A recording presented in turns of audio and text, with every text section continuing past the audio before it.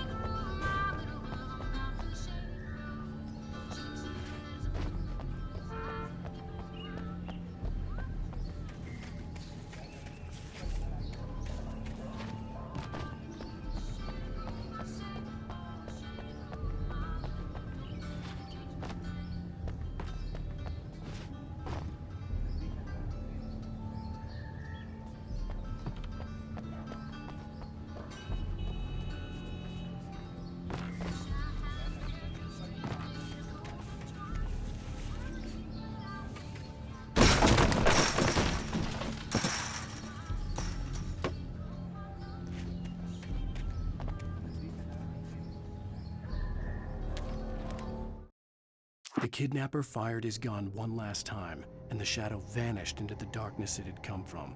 See? Nothing to it, Wake. The thought of Alice in his hands was revolting. We stood on the wooden platform of Lover's Peak, the waterfall on the mountain behind us, the lights of the radio mast blinking red in the heights above. I fought with the urge to take a swing, force myself to speak. Let's cut the act now. Where's my wife?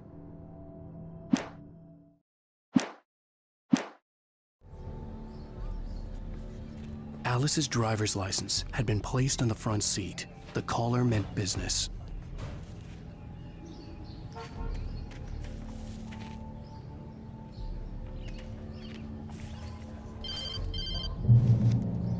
Barry? Ow! Ow! Thank God! Where the hell have you been? I've been trying to reach you for a week, you and Alice. I've been worried sick. I flew out yesterday. I'm here in Bright Falls. Barry, listen to me. I'm at the sheriff's station. Come and get me. I can't talk now. Ow! What the hell is going on? I had to get the sheriff to let me go. I needed to get to Elderwood National Park to meet Alice's kidnappers.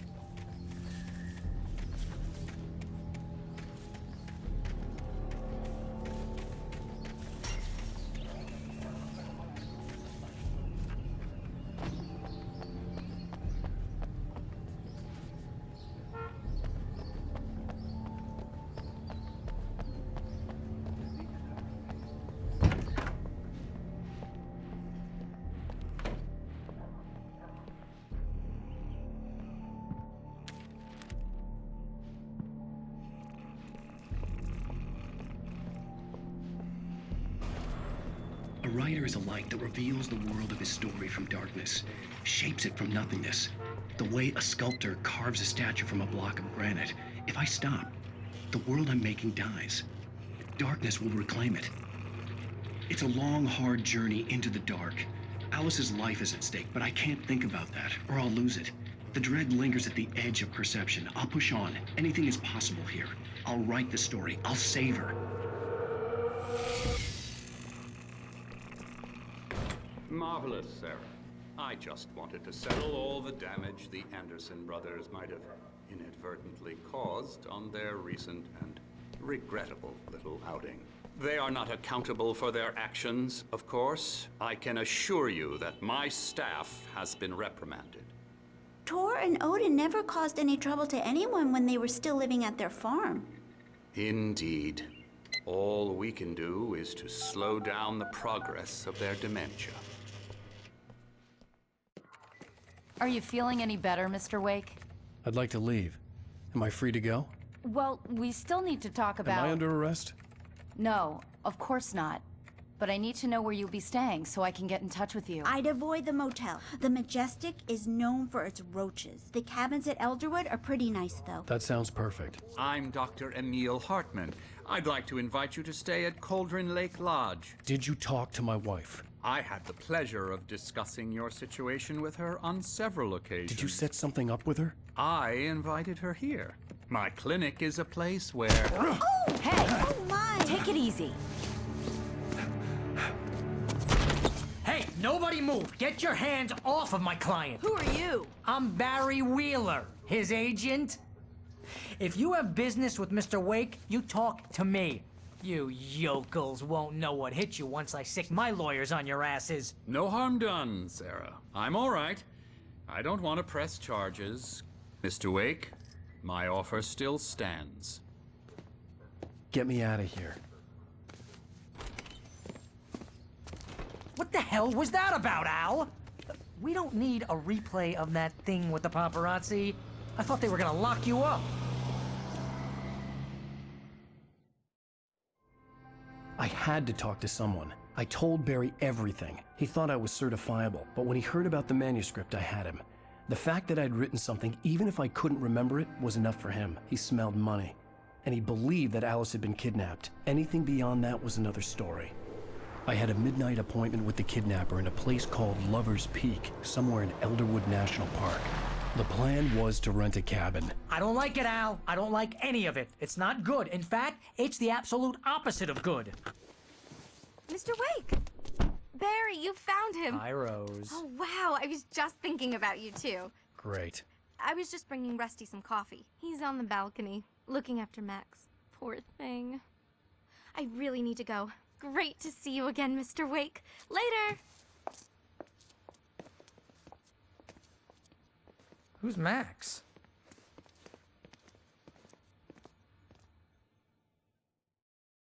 What an airhead.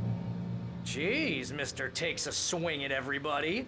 This is not her fault. She's a very nice girl and, more importantly, a fan. She even has a fan site dedicated to you.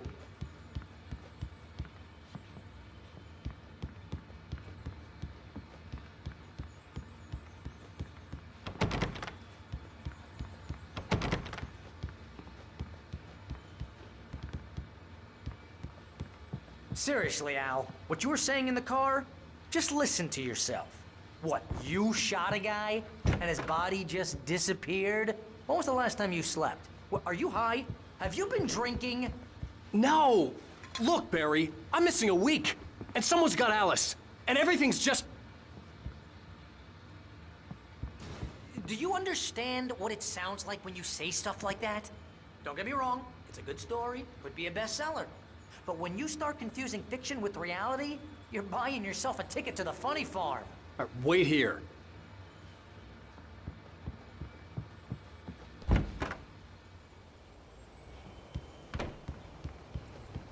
Easy there, boy. I'm almost done. Hey, Rusty, right? You rent cabins. Oh, Mr. Wake. I'd shake your hand, but mine are kind of full here. Actually, I'm sorry about this. Would you mind grabbing the registration form from the desk? It's just across from Bucktooth Charlie. Okay, sure. What happened? Seriously, Al, you can't just go and meet a kidnapper. Those situations always end up in disaster. You gotta talk to the cops. She's my wife, and it's my call. Can we talk about this later? No, this whole thing, listen, you hit your head. I mean, geez, Al, come on. You gotta understand how crazy all this sounds. If you're trying to pull a joke on me, freak me out, it's working. Ha ha, let's have a laugh on Barry. Well, you had me going there real funny, Al. You can quit it now.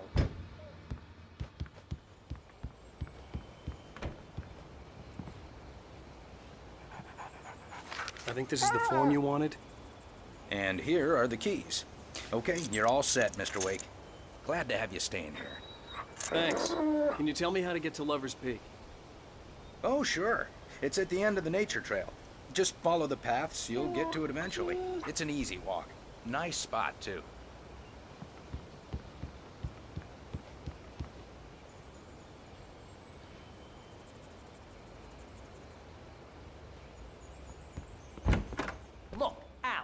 You're asking me to believe that you shot a dude who went poof into thin air, a guy who was bulletproof until you pointed a flashlight at him.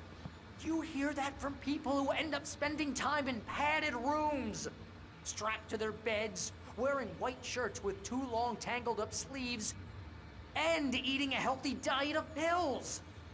Al, you make cruel jokes about people who believe that kind of stuff. You're the skeptic.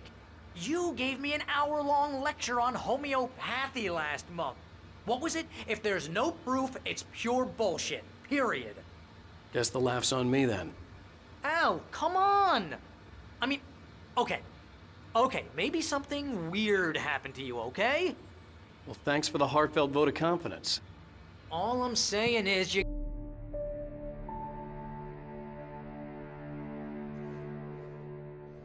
That's just crazy talk, Al. Al! Al? We should go to the sheriff or call the FBI. Damn it, Barry, they'll kill her! This is not a goddamn debate, Barry. I'm going to Lover's Peak. He said to come alone. Okay then. I understand.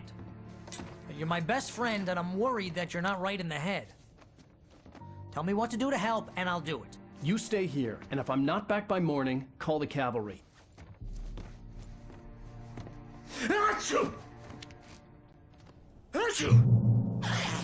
Just be careful with the natives, Al. These yokels are dangerous. Everybody hates a tourist, or it'll be Deliverance all over again.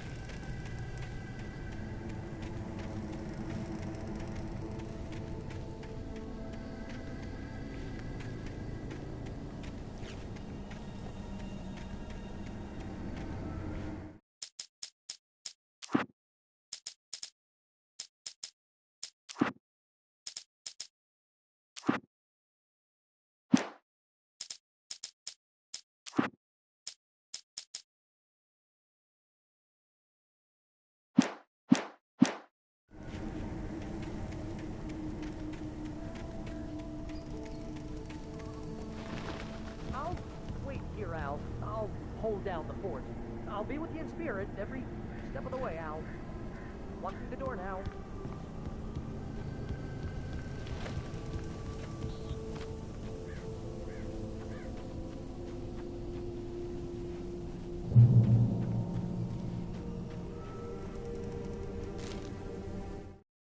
Barry had never gotten along with Alice, but he knew Alan loved her with an almost frightening intensity.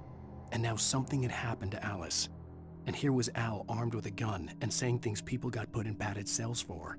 It was as if his friend had experienced a massive psychotic episode and was now totally disconnected from reality. It scared the shit out of Barry.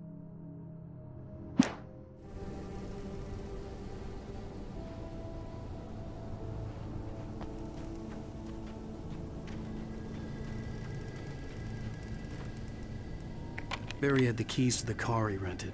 Wasn't a long walk to the visitor center, and it wouldn't be any use to me in the forest.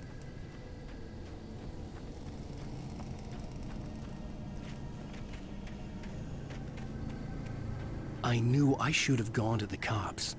This wasn't the smartest thing I'd ever done, but I was still angry with Barry for trying to talk me out of it. These people had called me right in the sheriff's station. The cops wouldn't scare them, and they had Alice.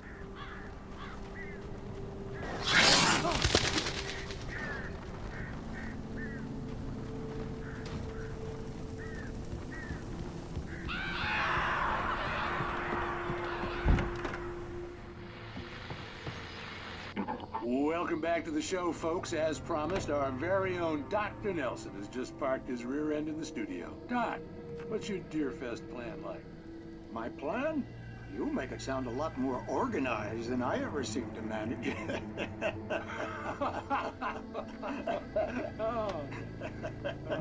No plan, really. Just taking the atmosphere.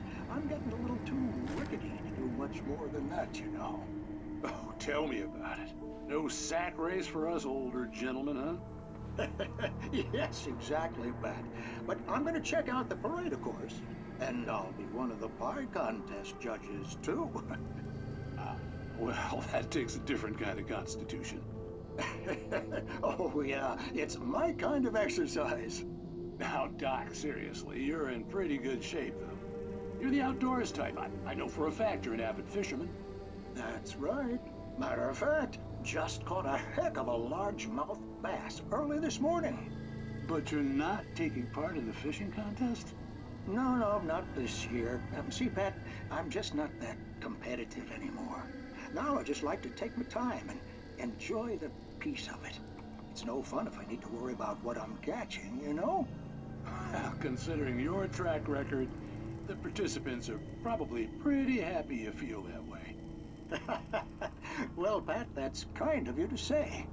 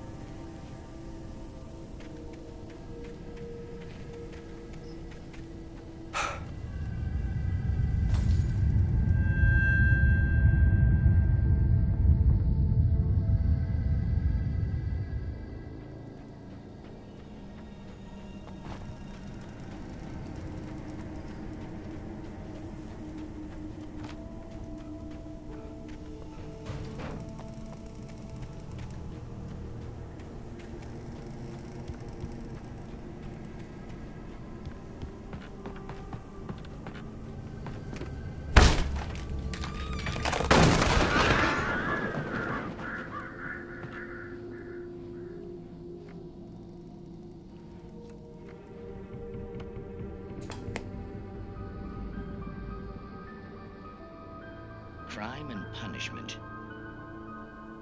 The cancer and cure of civilization. But some crimes are impossible to punish, especially in Night Springs. Tonight's episode, The Man in the Mirror.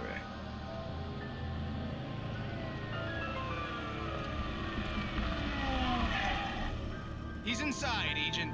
He's a weird one. So, you're confessing to killing that guy, huh? Why? And it coming? Yeah, but why would you do that? I mean, you're a nice guy. Normal. Took a kid to a soccer game. So how come at the game, you pick a guy and, quoting from the arresting officer's report here, assault the victim's head area repeatedly with the weapon of choice being a pair of bare fists? Wow, that sentence really flows, huh? Maybe you're not the literary type. Okay, so you mess him up. But why? Who was that guy? We couldn't ID him. Why would a guy like you do him like that? I didn't like his face? Well, you must have hated it, because you really went to town there. I mean, there's no way to tell what he looked like. No ID on him either. That must be difficult. But then we ran the fingerprints. Got a match. Your prints. Identical. Huh, how about that? Your son said you were wearing a white shirt when you took him to the game. The white shirt is on the dead guy.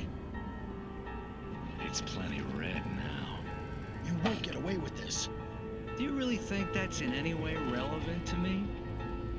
I had plenty of time to talk to my boy before the cops arrived, you know? He won't stop screaming, am I right? You think he's ever gonna be okay? I left my mark. Believe me. You bastard. What? You gonna shoot me? What's the point? I'm going to prison. You got me. I don't understand any of this. And you never will. Don't worry. Maybe you'll see me again, Agent. Maybe in the mirror.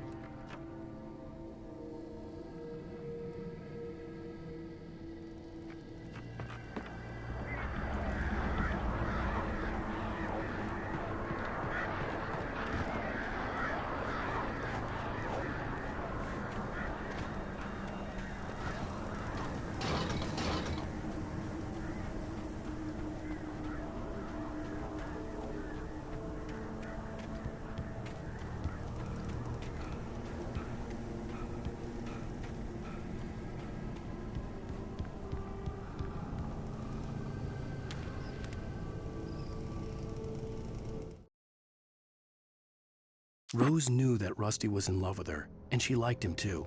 She liked him a lot. He taught her to dance, and life had certainly taught her the value of a man who was gentle. He treated her well, made her smile, made her feel good. But Rusty wasn't the prince of her dreams, and that tended to underline the unbearable truth.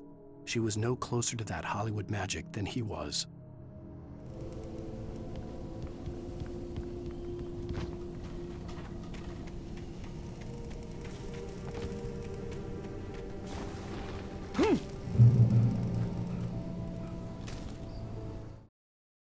The air in the visitor center was heavy with an awful smell, as if some rotten drowned thing had crawled up from its grave. Rusty kept coughing blood. My eyes were drawn to the twisted shape of his broken leg. The attack had been vicious. Max whined in his cage.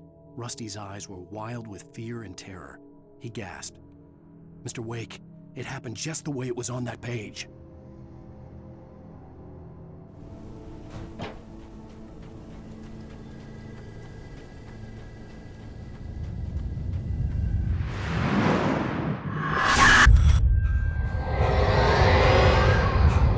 The vision left me weak. This was no head injury.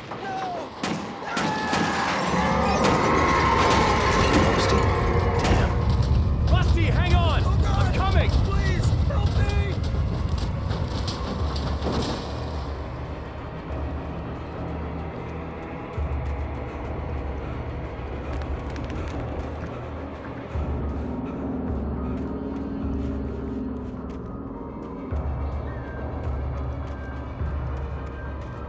Anybody?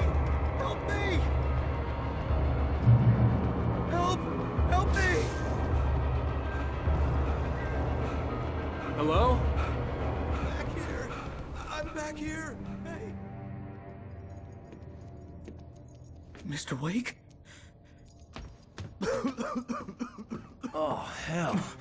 It happened just the way it was on that page. I found. Came true. It knew. So dark.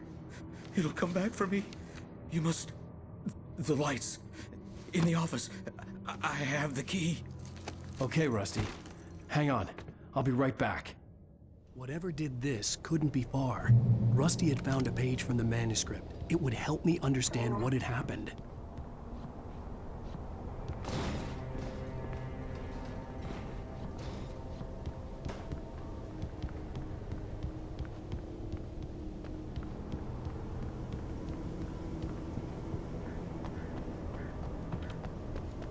The only way to make sure that Rusty was safe was to get the power running and the lights back on.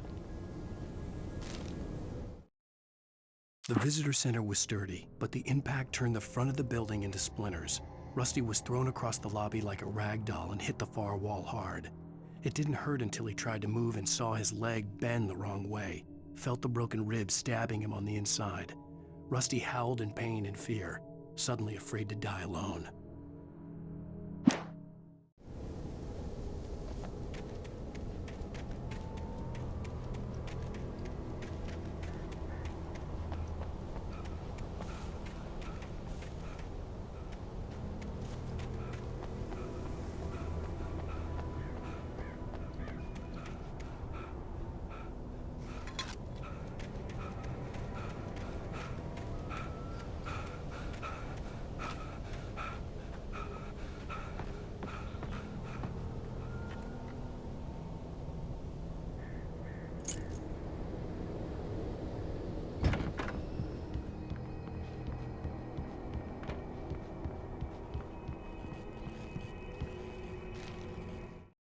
At the last instant, I changed direction and threw myself down. The axe splintered the trunk of a tree. I stumbled into the pool of bright light. My lungs burned. I was too exhausted to move. I tensed as I waited for the killing blow, but it never came. I raised my head. Nothing moved in the darkness beyond. For the moment, bathed in the cold light, I was safe.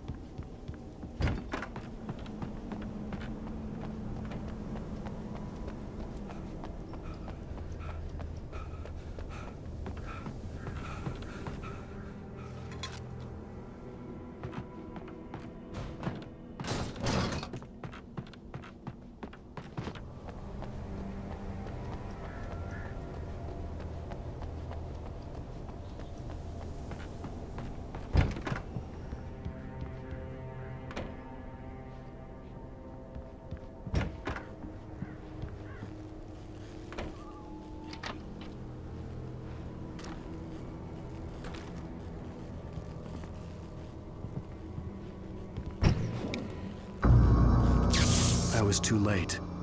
Someone had destroyed the circuit breaker. There was no way to get the lights back on.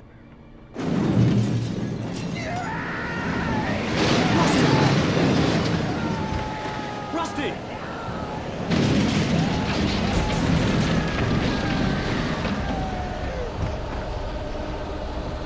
The ground was covered with oily patches that looked like liquid darkness.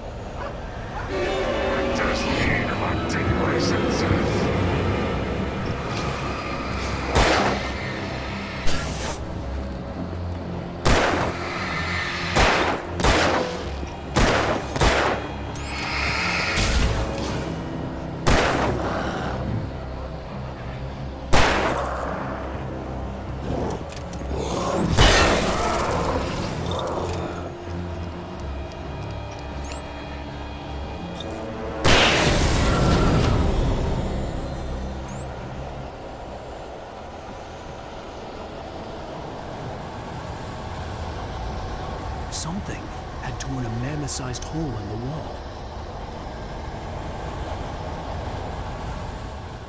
Please don't feed the animals. Obey the Park Ranger's instructions at all times. Fishing! Rusty, no! Ranger's of parks. Fishing. License! Closer than 100 yards. 2 bears and wolves! Roads, the other wildlife. Closer than 25 yards. Never! And unattended.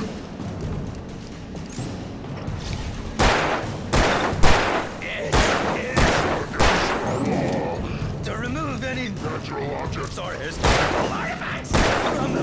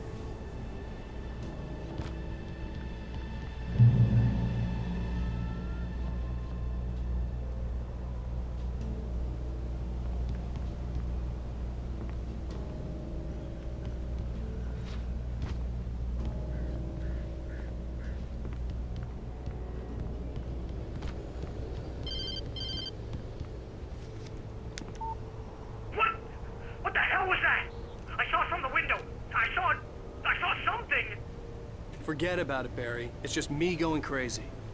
Oh, jeez. Oh, jeez. You're not crazy. I wish you were crazy, but you're not crazy. Ow, be careful. Stay in the cabin. Don't open the door for anyone. I mean it.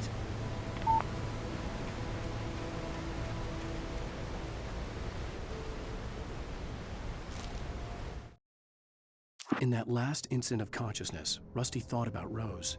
He was older than she was. Rose was barely out of her teens, but she made him feel young and forget what a train wreck his long-dead marriage had been. He still wore the ring. He'd been waiting for her to tell him to take it off. Now she never would.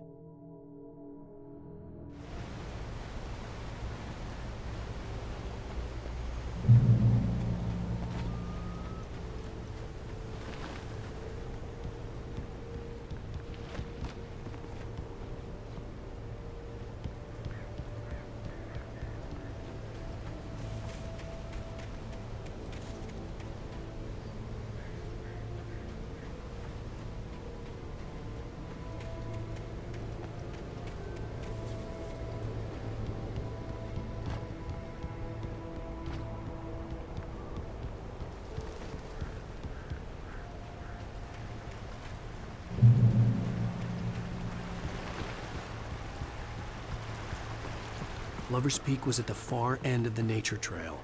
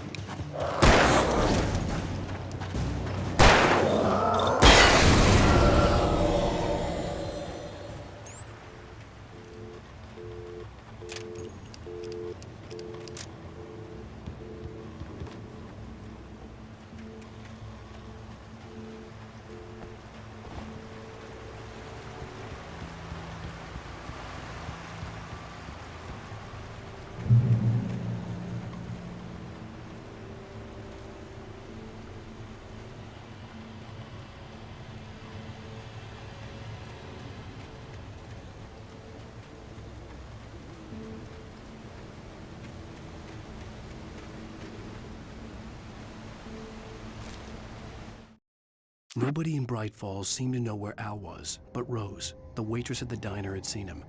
From what Barry could tell, Al pretty much fell off the face of the earth when he left the diner. Rose was just the kind of fan that Al hated, but she really tried to help. She was smart too, knew a lot about what was going on in the town, knew a lot about Al, even knew who Barry was. Barry liked her. That was no big surprise. When it came to women, Barry and Al rarely saw eye to eye.